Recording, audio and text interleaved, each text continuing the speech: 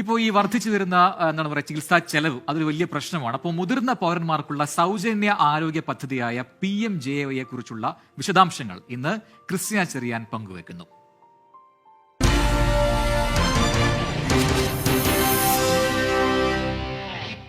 നമ്മുടെയൊക്കെ വീടുകളിൽ പ്രായമായ മുത്തശ്ശനും മുത്തശ്ശിയും ഒക്കെ കാണുമല്ലേ?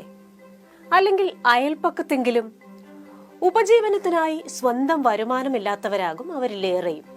നല്ല പ്രായത്തിൽ അത്യധ്വാനം ചെയ്ത അവരിൽ പലർക്കും പ്രായമാകുമ്പോൾ ഒരസുഖം വന്നാൽ ചികിത്സിക്കാൻ പണമുണ്ടാകില്ല. അങ്ങനെയുള്ളവർക്ക് ആയുഷ്മാൻ ഭാരത് പ്രധാനമന്ത്രി ജൻ ആരോഗ്യ യോജന അഥവാ PMJAYയുടെ ഭാഗമായുള്ള വയവന്ദന കാർഡ് ഉപയോഗിക്കാം. എന്താണ് പദ്ധതി? ആയുഷ്മാൻ വയവന്ദന കാർഡുള്ള 70 വയസ്സിന് മുകളിലുള്ള ഏത് ഇന്ത്യൻ പൗരനും പ്രതിവർഷം 5 ലക്ഷം രൂപ വരെ സൗജന്യ ചികിത്സ ലഭ്യമാക്കുന്നതാണ് പദ്ധതി. കാശില്ലാ കാലത്ത് കീശ കീറാതെ മികച്ച ചികിത്സ മുതിർന്നവർക്ക് ലഭ്യമാക്കുക എന്ന ലക്ഷ്യത്തോടെയുള്ള ഈ പദ്ധതി കഴിഞ്ഞ മാസം 29 മുതലാണ് പ്രാബല്യത്തിലായത്. എന്താണ് ഈ പദ്ധതിയുടെ ഗുണഫലം ലഭിക്കാനുള്ള മാനദണ്ഡം?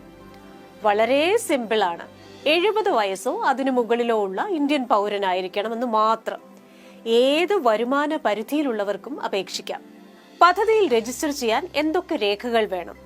1. ആധാർ കാർഡ്. 2. ഒരു മൊബൈൽ നമ്പർ. പിന്നെ വളരെ കുറച്ച് KYC രേഖകൾ. എങ്ങനെ രജിസ്റ്റർ ചെയ്യാം? നാഷണൽ ഹെൽത്ത് അതോറിറ്റിയുടെ വെബ്സൈറ്റിലൂടെയോ ആയുഷ്മാൻ ഭാരത് ആപ്പ് ഡൗൺലോഡ് ചെയ്തോ ഓൺലൈനായി അപേക്ഷിക്കാം. ഓതന്റിഫിക്കേഷന് ശേഷം ആവശ്യമുള്ള വിവരങ്ങൾ നൽകി അപേക്ഷ പൂർത്തിയാക്കാം. ഓഫ്ലൈൻ രജിസ്ട്രേഷനായി അടുത്തുള്ള ഹെൽത്ത് ആൻഡ് വെൽനസ് സെന്ററിലോ കോമൺ സർവീസ് സെന്ററിലോ പോകാം. പക്ഷേ ആധാർ കാർഡും മറ്റ് KYC വിവരങ്ങൾക്കുള്ള രേഖയും എടുക്കാൻ മറക്കരുത് കേട്ടോ. സൈറ്റിൽ നിന്ന് വയവന്ദന കാർഡ് ഡൗൺലോഡ് ചെയ്ത് പ്രിന്റ് എടുക്കാം. ഈ വയവന്ദന കാർഡ് ചില്ലറക്കാരനല്ല. രാജ്യത്തെ 29,000 ആശുപത്രികളിൽ ക്യാഷ്ലെസ് ട്രീറ്റ്മെന്റ് ലഭിക്കുന്നതിനുള്ള പാസ്പോർട്ടാണിത്. എന്തിനൊക്കെയാണ് ക്യാഷ്ലെസ് സൗകര്യം ലഭിക്കുന്നത്? ആശുപത്രിവാസം, ശസ്ത്രക്രിയകൾ, വിവിധ പരിശോധനകൾ എന്നിവയ്ക്കെല്ലാം ക്യാഷ്ലെസ് കവറേജ് ലഭ്യമാണ്. പക്ഷെ ചില കാര്യങ്ങൾ ശ്രദ്ധിക്കണം കേട്ടോ. ചികിത്സ തേടുന്ന ആശുപത്രി പദ്ധതിയുടെ ഭാഗമാണോ എന്ന് നോക്കുക.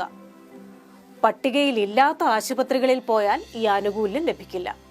അല്ലെങ്കിൽ നാഷണൽ ഹെൽത്ത് അതോറിറ്റി വെബ്സൈറ്റിലെ ആശുപത്രികളുടെ പട്ടിക നോക്കിയ ശേഷം നിങ്ങൾക്ക് അടുത്തുള്ള ആശുപത്രിയിൽ പോകുക. ഇതൊക്കെ കാണുന്ന ചെറുപ്പക്കാരോട്, ന്യൂ ജനറേഷനോട് ഒരു റിക്വസ്റ്റ് ഉണ്ട്. നിങ്ങളുടെ വീട്ടിലോ അയൽപ്പക്കത്തോ 70 വയസ്സിന് മുകളിലുള്ള ആരെങ്കിലും ഉണ്ടെങ്കിൽ അവരോട് ഈ വിവരം ഒന്ന് പറയണം കേട്ടോ. ഓൺലൈൻ രജിസ്ട്രേഷനായി അവരെ ഒന്ന് സഹായിക്കുക.